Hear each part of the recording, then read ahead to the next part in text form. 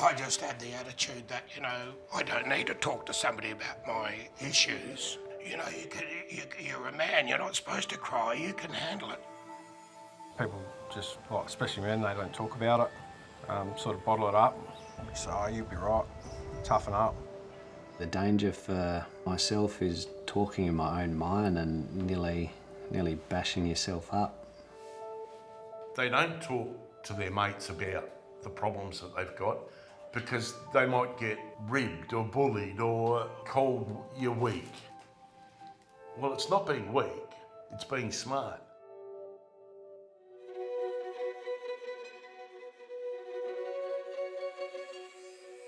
I had a very closed mind.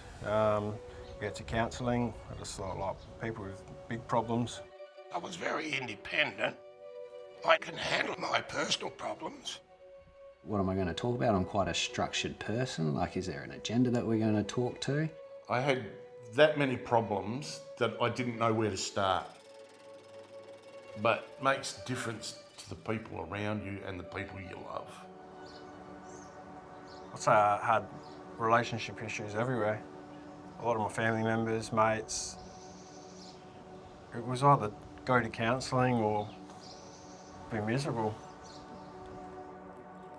I was probably one of the most closed-minded people, that you'd meet, sort of thing. No, don't want anything to do with that, blah, blah, blah. I just knew I had to get things sorted out if I wanted to bring my kids up in a good environment. Seeing a counsellor, it's a safe environment where you can talk about whatever's on your mind. Yeah, without being judged or anything like that, so you can sort of let it all out. My ex-partner, she's a good mum, and I'm a good dad, and we just wanted it to be whatever was in the best interest of the kids. And we didn't want to get in, the kids in the middle of anything. That's how I found out about mediation and what rights I have as a father. I know there's a lot of guys out there, they don't know about it, and they're missing out. The end result is to have things a bit more smooth sailing, objective approach to the situation, instead of just going in there and making it even worse. I'm the type of person that sits down and goes, well, if I've got a gripe with you, I'll tell you about it. But sometimes that can get you into trouble. Back then, I was angry at everything. I was running around after everybody else's problems. My daughter was in an abusive relationship. She wasn't letting us see our granddaughter. I'd lost one house, I was about to lose another house. This was a major problem, and quite frankly, I couldn't even put food on the table. Then it flowed on to health issues with not only myself, but my wife. I had no avenues to turn down, and I didn't know of any avenues to turn down. Mentally, I was really struggling. Oh, look, there's a butterfly. At first, you don't want to blurt it out. You don't want to scare everybody off, Come on, go and get your toy. But And Jessie. I seriously doubt whether I would have had a family unit today if I hadn't reached out.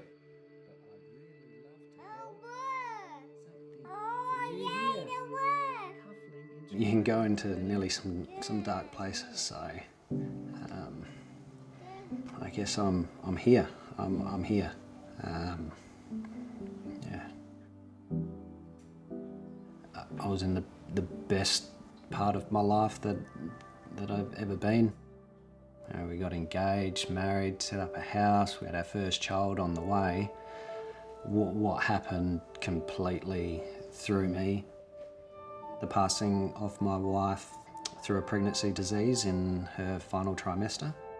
It nearly felt like you walked in with your wife and walked out with a baby. I wasn't even in the room for the delivery of my first child. The emotional connection wasn't there. There was this gap. At the start, the counselling just helped me through the grief You know, the things that you're thinking, that's okay to think those things. I was able to then talk with the counsellor, developing the bond with my daughter, building her confidence in me. Our relationship is thriving because of it. When I look back at those early days, we were all under so much stress. We didn't know whether we were going to be able to stay in our house or we had to move. My biggest concern was the children's welfare. The children were very young when the mother had left us. We were also, very distressed about the family court system. The lifestyle the mother was living was not a healthy one for the little children to be involved in or to be around. And I really did feel that the system was against me simply because I'm a sort of an Aboriginal father and the children's mother is white. Okay, you see how smoothing down? Yeah. Okay, it's really good. I had this sort of feeling that kept nagging at me that I was actually the one at fault. I was sort of blaming myself. There was many times I'd felt as though I'd give up the struggle, give up the fight, and I'm the one who shouldn't be here. I do honestly believe that my male counsellor helped me through that crisis. Now it's a very different story.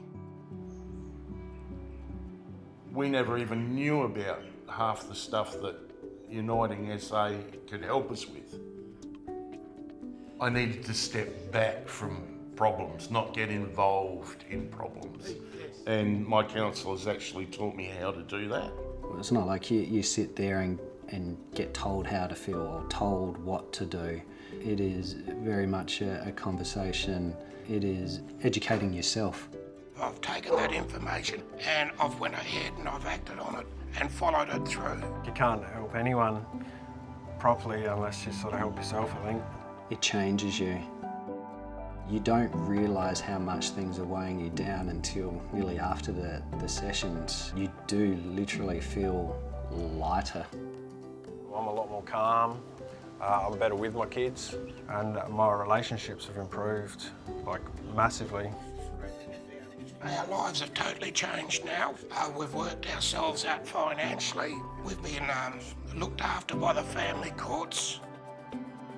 Other pains that I'd come across in my life were starting to really be lifted off my shoulders. I can leave and I can find myself sitting at work going, I can't wait to get home. And actually feeling I want to see her, I want to spend time with her. Yeah, it's all small steps sort of thing, but it's amazing. It changed my whole life.